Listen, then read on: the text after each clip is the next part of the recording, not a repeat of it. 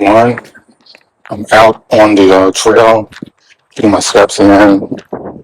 Welcome, guys, to an episode of Not to Get Bored and Nerded. And been trying to,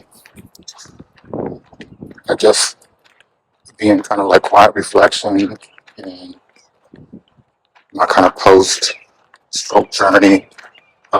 Give myself grace about not being where I thought I should be at this age, but also in my reading and reflection, trying to be mindful of being in a attitude and mindset of gratefulness and understanding that I may not be where I think I'm supposed to be, but acknowledging that this is a process. And I think, because I've been here before, it's like, I started over. But then for those of you who know me, at the age of 50, going through all this kind of loss of, being laid off from a job I've been at for 12 years and moved into a manager program and built the program up from its infancy into a successful one where graduating students can hear film and video, which was and still one of my passion in terms of storytelling. So it's kind of cool to have this kind of baby you incubate and see that grow. And then ending a long-term relationship and losing my mom and just kind of stepping out there. Again, really literally starting over from, leaving a home, security, title, all the things that we think make us who we are. And that, just that's what it was. So, but now I'm kind of back. It seems like starting over again at now almost 60. And as terrifying as it should be, there's still that weird stubborn part of me that says, I guess this is where the faith and being a believer kicks in, that it's going to be okay, that God did not bring me back to Texas to be close to my family and literally save my life, because I know that if I had stayed in North Carolina by myself, and nothing against my network and friends there, but nobody checks on you like that, and nobody was around me like that. So if this stroke episode had happened there, I would have been alone. Most likely would not have survived. So the fact that I was here, and my sister especially was able to see the signs and say this isn't right, and her and my cousin Kathy got me to the hospital in time. They were able to kind of intervene. But that's the kind of physical part. I think one of the things that a lot of folks don't talk about, I think especially with anyone, but especially with men, is the kind of spiritual, mental side effects of dealing with illness and recovery. I think that's one of the reasons I was in the position that I was in, because I've been taught that as a man, you work, and working literally 2 gigs for several years. I was teaching full time and being the director of media at the church and doing that. And that was how I was able to finally get out of the hole, get on my feet, put away money, and even to this day, being able to have a little cushion so that I can have a little breathing room now. But that level of work and neglect takes its toll. That I enjoyed the fact that I was able to take care of myself and able to take care of others, my family and friends and folks I cared about. But there is this thing that I think, especially with men, that our identity and our self-worth is wrapped up around what we can do for our family and what we can do for folks. And to some degree, that conditioning and that mindset is supported and expected by our family and my network, that I think that one of the things that I've beat myself up is not being able to step in and help, even with my family letting me lean on them during this recovery time, and being able to step up and say, this is what I can do. I think we just don't give ourselves permission as men to, it's where I saw something the other day about, that's where the anxiety and depression, all that comes into, is that we don't rest. We don't give ourselves permission to rest and say, it's okay to be still, it's okay to not always be out here grinding. And just that word grinding, like it's irritating to the soul. So I don't know, I think that, and I'm pretty good about perception. I think that I just have the perception that if I'm not in a position to do what I typically have been able to do for friends and family, that I'm not being seen, or it's like you become invisible or nuisance or problematic. And some of this is in my head, and some of this is through observation of attitudes and behavior. But again, our feelings are valid, so that's kind of like where I am. But again, trying to operate in the mindset of being grateful and aware of where I am and how things are going. I don't know, just kind of like where my head's at, and just trying to. I think the thing for me, which made my diagnosis a little different, is it was less physical and more mental, in that I'm not as quick as I used to be in terms of processing. Memory fails me sometimes. I have lapses. I get very overwhelmed if I'm too stressed, which kind of, I guess, just piles on that process of being able to process and think and react. So there's a kind of extra burden of, okay, I need to get myself together, I need to get back out there, but how do I do that if I'm not at full strength?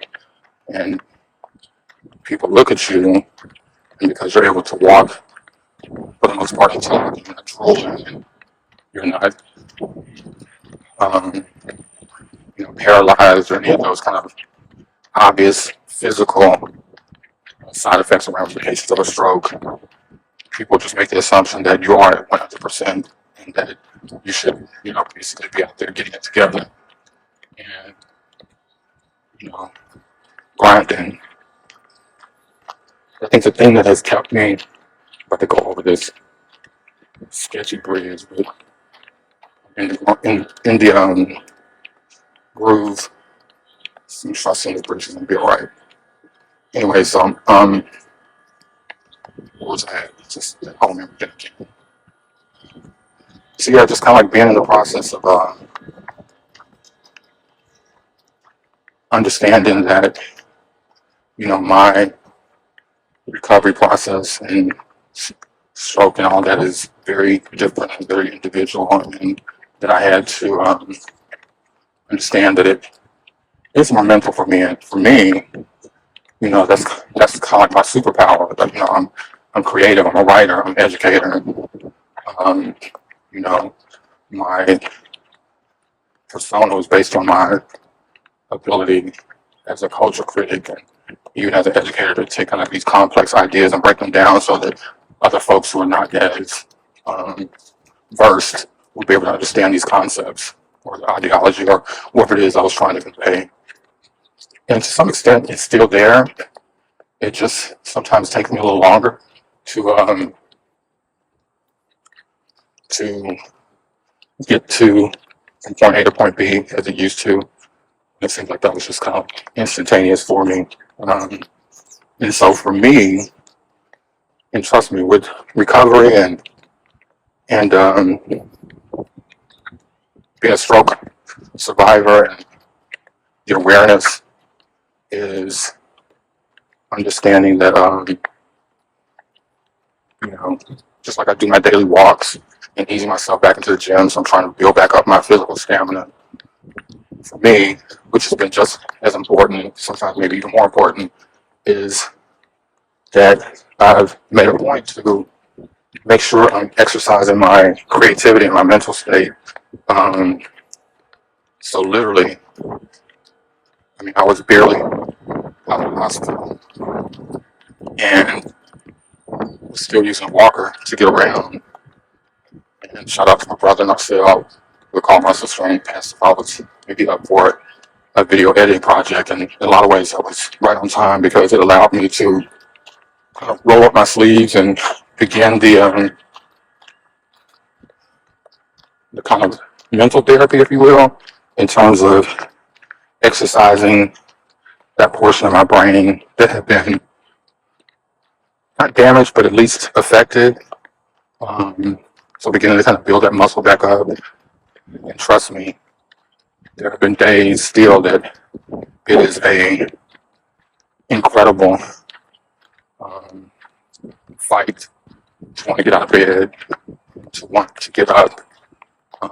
Because again, I think that's the whole point of a job, being able to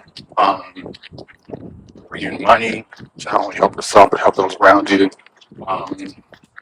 You don't have that kind of historical task every morning. You begin to question your purpose and your worth, and I think that's why I'm also spending time on, and also invite, even especially Black men who are not going through any kind of illness or recovery, is that we have to begin to reassess what is success. We have to begin to understand that we have more work to give and bring to the table than just our pocketbooks and paychecks. And even growing that expectation is that for Family and Friends and Network of Black men is giving them grace and either in deeds or words or actions, letting them hear that message and reinforcing the fact that, we need you, we love you because of who you are and not what you can do for us. I think that's important. I think that's what the reason I know even now, and going through what I'm going through, I can count the folks who call or text or check on you, because again, I think that's the overall initial threat of you would almost take it out. And I get it. Everybody has their own thing going on. And certainly am aware of that and honor that. But recovery is hard. It is sometimes a very isolated journey and experience. And it's one that I'm trying not to fall in that pit of despair that, again, it's so easy to lapse into because you feel like there's no pain. But the thing I've learned is just hold on a little while longer.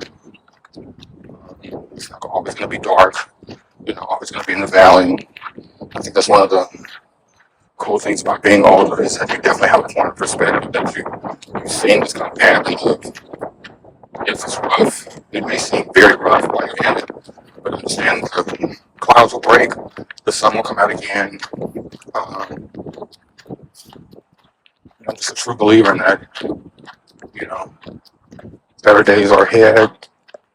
Again, I think that's why I get up every day and I'm at the computer, even if it's just for me. I'm creating, I'm researching, I'm publishing, I'm working on content, experimenting with AI, I'm exercising that creative muscle. I'm making sure that when those clouds break, And when I'm in the midst of the blessing that God is going to bestow, or probably already has already bestowed on me, and I'm just going to be in a place to physically, spiritually, and mentally be able to kind of embrace that and handle it. So just in this um, era of restoration, rest, preparation, um, again, being grateful for the support that I have, uh, trying not to beat myself up because I'm not where I'm doing what I think I should be doing, and know that, as I put out feelers for both jobs, gigs, partnerships, opportunities, that the right ones and resources will show up when they need to, when I'm ready. Um, and again, just kind of trusting the process. So, yeah, so that's been me on my kind of walk of reflection. This is which I'll probably share something on the channel. It's a very interesting exercise where I was on TikTok, and it gives you this kind of prompt to ask TikTok to kind of role play as this kind of omniscient character and to kind of speak to you as this loving, creative, special being outside of the kind of physical world, and what do you need to hear spoken to you so that this point in time where you're here in this physical space will help you get through it. And what it shared was pretty mind blowing in terms of its accuracy, in terms of, again, speaking to the fact that I need to rest and honor this time of restoration and preparation, and just honoring my being as someone who is loving and creative, and spiritual, and good spirit, a wonderful spirit. So, yeah. Anyway, thank you guys for hanging out with me on my walk. Hopefully, I'll be able to start doing more of these as I build my mental and spiritual stamina back and start circling back after the new year and reaching out, because I know everybody's busy with the holidays and commitments, and bring in some of these very dynamic folks in my network and circle, and hopefully having them share their similar journeys as they have negotiated their own challenges, especially those of us who are in the Gen X network, understanding how to be our own those personas and our challenges, and the special era that's forged us, has allowed us to be as resilient and adaptable, and I think still very hopeful. That's a wonderful thing about our generation. And so, as much as I can honor that in others, and start trying to honor that more in myself as well. Anyway, thank you guys for hanging out here. Another episode of Urban Words. Hoping as always, get a little birded and nerded, and be blessed, and happy holidays. So, seeing you next year or so. Alright, you guys, be good.